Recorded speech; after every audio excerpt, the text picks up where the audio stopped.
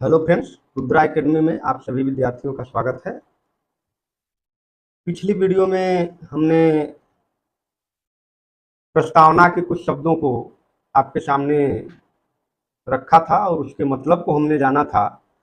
उसकी अगली कड़ी में आज हम लोग प्रस्तावना के और शब्दों को लेकर के आए हैं, जिसमें कि ये 3 शब्द प्रमुखता से हैं। एक तो गणतंत्र है, और एक स्वतंत्रता है, और बंधुत्व है।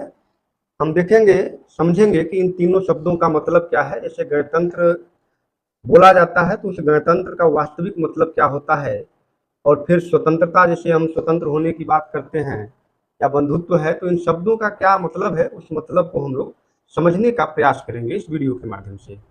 ठीक है, आगे बढ़ते हैं।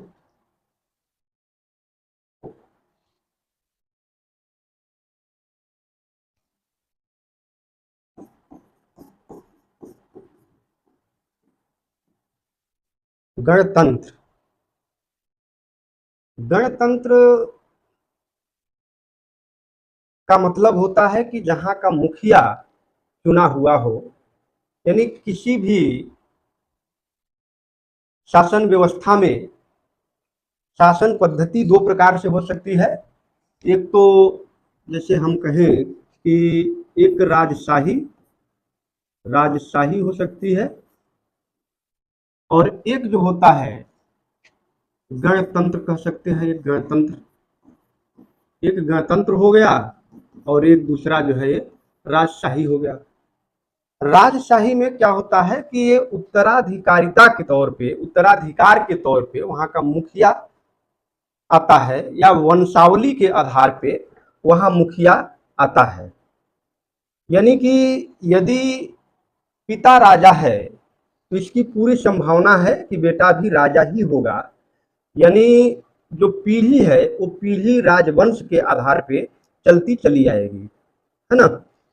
जबकि गणतंत्र में जो मुखिया होता है, देश का जो राष्ट्र का जो मुखिया होता है, जो राष्ट्राध्यक्ष होता है, वो चुनाव के माध्यम से आता है। चाहे वह चुनाव प्रत्यक्ष हो या अप्रत्यक्ष हो, ये दोनों प्रकार के चुनाव से आ सकता है। जैसे यदि हम राजशाही की बात करें तो राजशाही में, जैसे मैं कहूँ ब्रिटेन, आप जानते हैं कि ब्रिटेन का अभी भी जो मुखिया है, ब्रिटेन का जो मुखिया है, वो या तो राजा होता है, राजा, या फिर रानी होती है।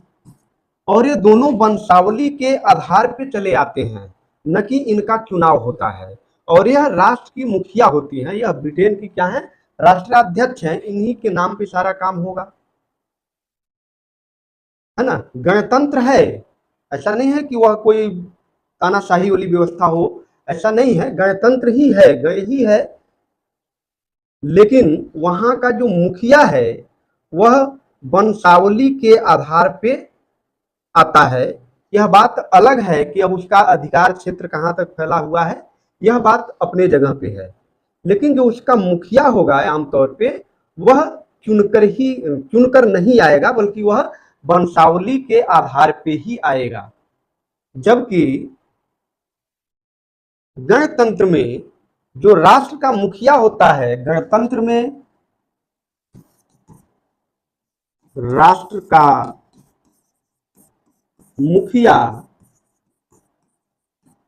या इसको हम कह सकते हैं प्रमुख, प्रत्यक्ष या अप्रत्यक्ष अप्रत्यक्ष चुनाव के द्वारा आता है, द्वारा आता है। इसका मतलब क्या हुआ कि हम एक लाइन में अगर गणतंत्र को परिभाषित करें तो हम यह कह सकते हैं कि जहां का मुखिया या राष्ट्र प्रमुख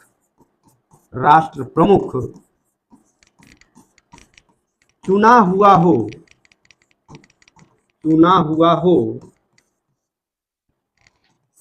वह गणतंत्र है, वह गणतंत्र है।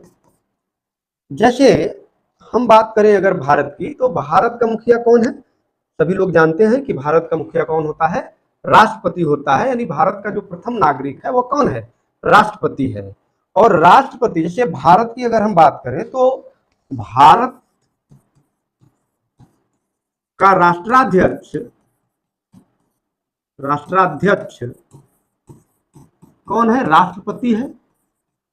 और राष्ट्रपति का भारत में चुनाव होता है, न कि वह किसी वंशावली के आधार पे आता है।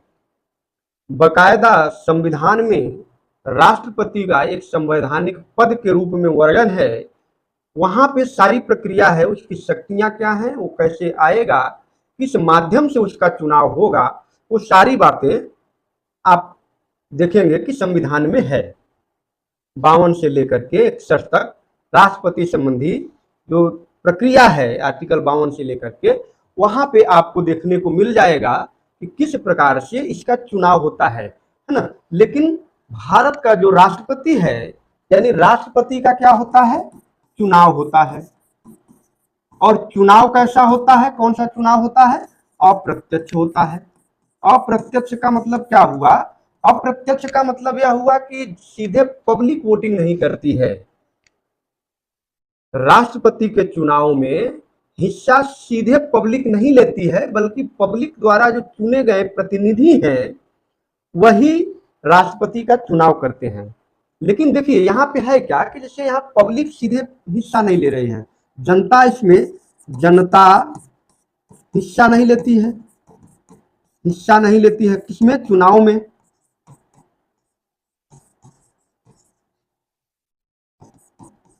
चुनाव में जनता हिस्सा नहीं लेती है। लेकिन जनता के जो चुने गए प्रतिनिधि हैं, लेकिन जनता के चुने गए प्रतिनिधि के माध्यम से, प्रतिनिधि जिसमें क्या आएंगे? सांसद और विधायक। अब ये सांसद और विधायक का क्या होता है? सीधे तौर पे जनता इनको चुनती है, जनता इनका चुनाव करती है, बकायदा वोटिंग होता है और जनता इसमें हिस्सेदारी करती है। जनता के वोटों से इनकी जीत और हार होती है। तो यहाँ पे क्या हो रहा है कि राष्ट्र का जो मुखिया है वह चुने गए प्रतिनिधि, सांसद और विधायक के द्वारा चुना जाता है। आप जानते हैं कि भारत में राष्ट्रपति का चुनाव हर एक 5 वर्षों में हो जाता है। 5 वर्ष बाद राष्ट्रपति का चुनाव होता है और उसमें एक दूसरा राष्ट्रपति आ जाता है, या चाहे तो वही व्यक्ति फिर से चुनाव लड़ सकता है। तो गणतंत्र का मतलब क्या हो गया? गणतंत्र का मतलब हुआ, गणतंत्र का यह मतलब हुआ कि जो राष्ट्र प्रमुख है, राष्ट्र प्रमुख चुना हुआ हो।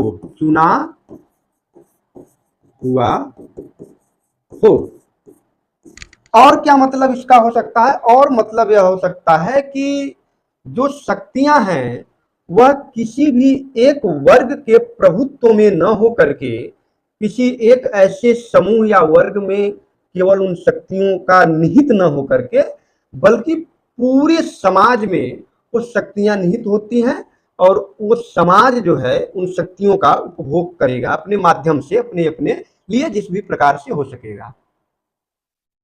और क्या मतलब हो सकता है? यही देखिए, यह गणतंत्र ही है जिससे कि कोई भी सरकारी जो कार्यालय हैं वहां पे भारत के प्रत्येक नागरिक के लिए क्या है? खुले हुए हैं। क्यों? क्योंकि भारत का प्रत्येक नागरिक गणतंत्र में चुनाव में हिस्सा लेता है, मुखिया चुनता है, इसलिए उसकी यह हिस्सेदारी पूरे देश में बन जाती है कि वह किसी भी चुनाव में वह किसी भी कार्यालय में जा सकता है और बाकायदा जो है अपनी बातों को रख सकता है। तो गणतंत्र का मतलब यह हुआ कि जहां का मुखिया, राष्ट्र प्रमुख, फिर से एक बार मैं बता दे रहा हूं कि जहां का मुखिया या राष्ट्र का प्रमुख चुना हुआ हो, जनता के द्वारा चुनकर आता हो, वह देश या वह राष्ट्र गणतंत्र कहलाता है। वंशावली के आधार पे यदि कहीं पे उसका मुखिया आता है तो वह गणतंत्र नहीं है, बल्कि वहां पर जो सिस्टम है वह राजशाही है, किंगडम सिस्टम चला आ रहा है ना। राज्य वाला सिस्टम, राजा का सिस्टम है, राजा की व्यवस्था है, जबकि गणतंत्र में ऐसी व्यवस्था नहीं है। प्राचीन समय में अगर भारतीय संदर्भ में आप देखेंगे तो गण का उल्लेख है, और वहां भी जो गण का मुखिया होता था वह चुना जाता था, शायद छोटे से कबीले में ही क्यों न चुना जाता हो, लेकिन वहां भी वो मुखिया चुना जाता था, न कि किसी वंशावली के आधार पे आता था। तो गणतंत्र की जो ठोस परिभाषा कह सकते हैं कि जहां का मुखिया चुना हुआ है वह क्या है, गणतंत्र है। ठीक है, मुझे लगता है कि अब पर्याप्त है गणतंत्र को समझने के लिए। अब अगले शब्द पे हम चलते हैं। संविधान में और शब्द आया है, न्याय शब्द आया है, न्याय। और न्याय तीन रूपों में भारतीय प्रस्तावना में, तीन संदर्भों में न्याय आया है। और वो न्याय कौन कौन से आए हैं? सामाजिक, सामाजिक न्याय, और क्या, आर्थिक न्याय, आर्थिक न्याय, और क्या, राजनीतिक न्याय। ये तीन प्रकार के जस्टिस की बात करता है भारतीय संविधान या प्रस्तावना में। इन तीन प्रकार के जस्टिस की बात कही गई है। अब इन तीन प्रकार के जस्टिस में हम समझते हैं कि सामाजिक न्याय क्या होता है, और आर्थिक न्याय क्या होता है, फिर राजनीतिक न्याय क्या होता है। सबसे पहले अगर हम बात करें सामाजिक न्याय की, सामाजिक न्याय की अगर हम बात करें तो सामाजिक न्याय का अर्थ यह हुआ कि किसी भी समाज के किसी भी व्यक्ति के साथ लिंग, धर्म, जाति, नस्ल, जन्म स्थान, इन सभी के आधार पर उसके साथ भेदभाव नहीं किया जाएगा। इन सभी बातों से किसी भी नागरिक के साथ भेदभाव नहीं किया जाएगा। कहने का मतलब है कि सामाजिक न्याय तभी होगा यदि, मान लीजिए, आप समझिए इस बात को कि अगर कोई व्यक्ति है, हम कह रहे हैं कि सामाजिक न्याय मिला हुआ है, तो सामाजिक न्याय कैसे मानेंगे? अब किसी व्यक्ति को वह केवल इस आधार पर उसको डिस्क्वालीफाई कर दिया जा रहा है, कहीं भी वो नौकरी करने जा रहा है या कहीं काम करने जा रहा है, या किसी भी ऐसे सार्वजनिक स्थल पे जा रहा है जहां वह जा सकता है, लेकिन केवल इस आधार पे उसे जाने से रोका जाता है कि आप फला जाति के हैं या आप निम्न वर्ग के हैं, तो यह सामाजिक न्याय नहीं रह जाता है। हालांकि ऐसे मुद्दे, ऐसा नहीं है कि नहीं देखने को मिलते हैं, अभी भी ऐसे मुद्दे देखने को मिलते हैं, लेकिन यह सामाजिक न्याय नहीं है। सामाजिक न्याय तब होगा जब किसी भी व्यक्ति के साथ किसी भी प्रकार से, वह चाहे किसी वर्ग का हो, किसी धर्म का हो, किसी जाति का हो, लिंग का हो, उसके साथ भेदभाव न किया जाता हो। आज भी आप देखते हैं कि महिलाओं के साथ केवल लिंग के आधार पे उनके साथ कितना भेदभाव होता है। तो सामाजिक न्याय में क्या है कि अब जैसे मान लीजिए कि महिला है कोई, तो महिला को केवल इस आधार पे कि आप कैपेबल नहीं हो ये कार्य करने के लिए मना कर दिया जाता है, या कंपनियों में नहीं रखा जाता है।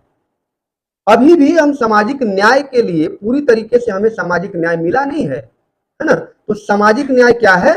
सामाजिक न्याय वह है जो किसी भी तरीके से किसी भी नागरिक के साथ कोई भेदभाव न करता हो, वह क्या है? सामाजिक न्याय है। और वह किस आधार पे? लिंग,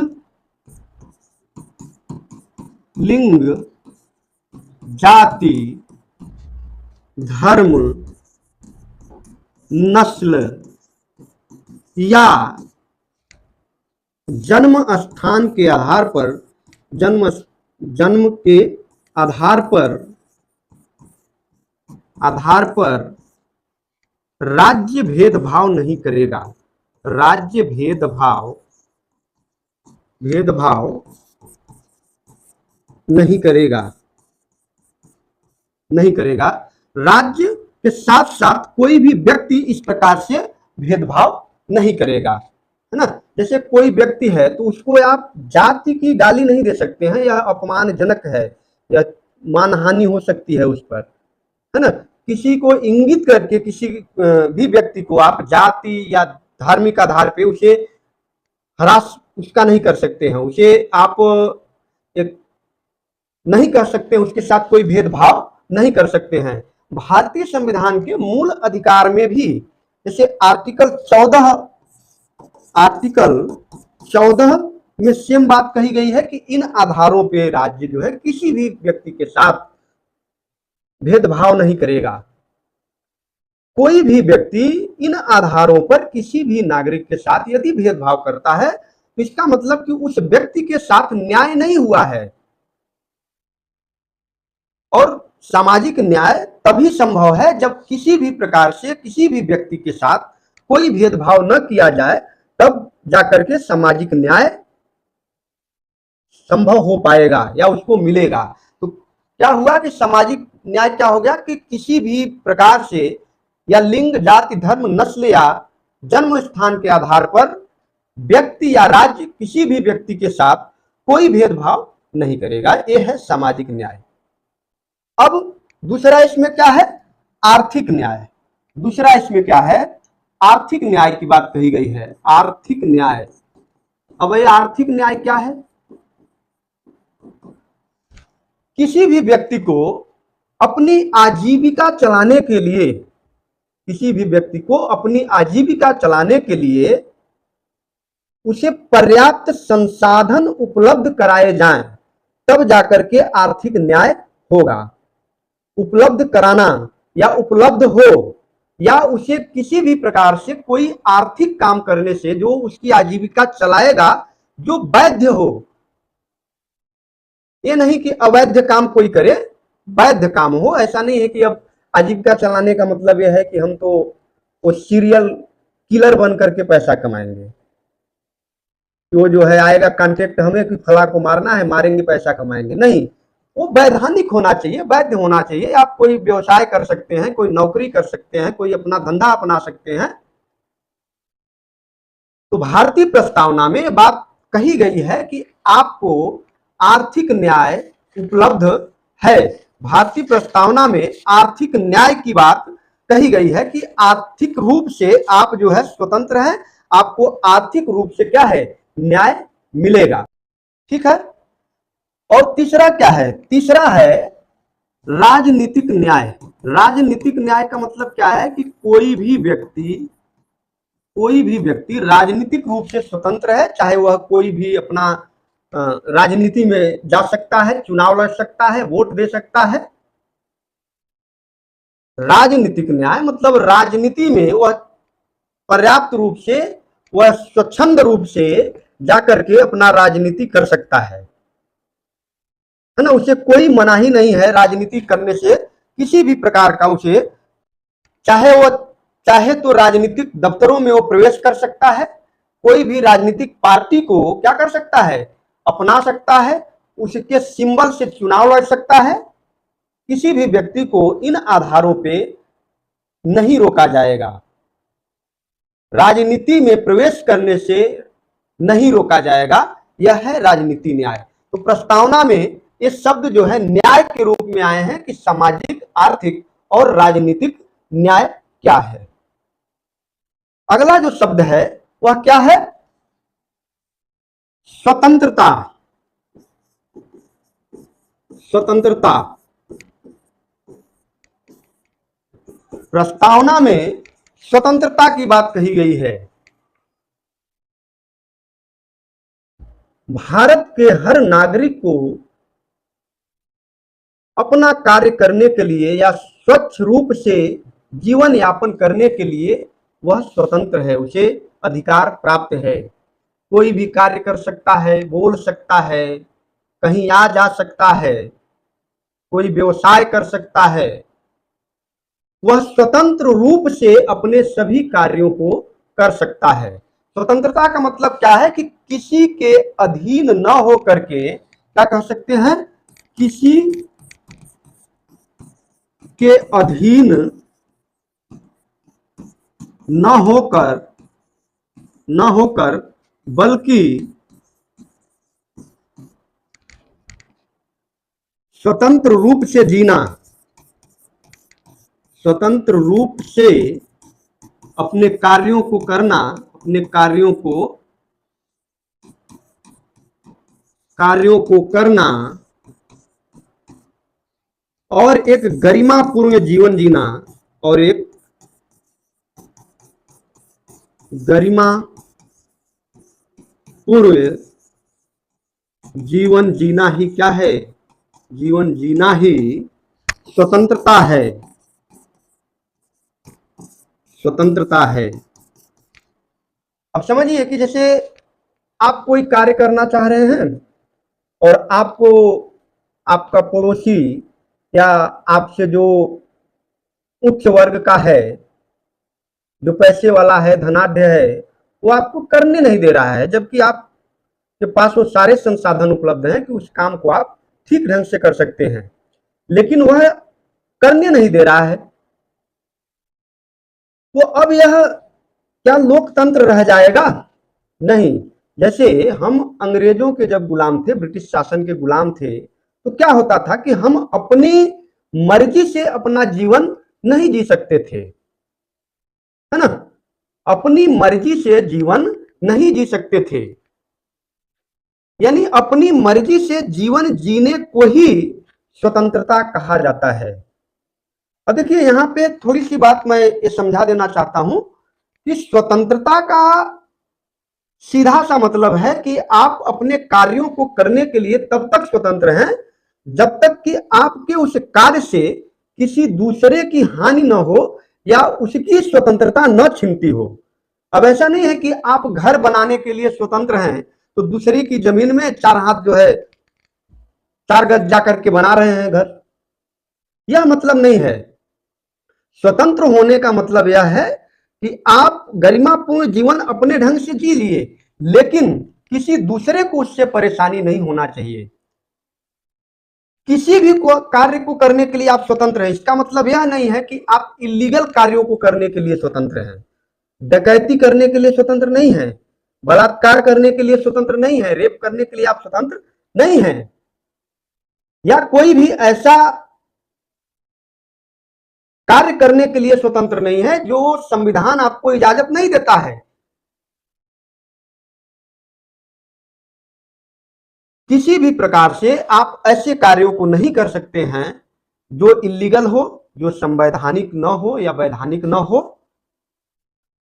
जो राज्य की एकता और अखंडता को तोड़ता हो, तोड़ने की बात करता हो, ऐसे कार्यों को आप नहीं कर सकते हैं।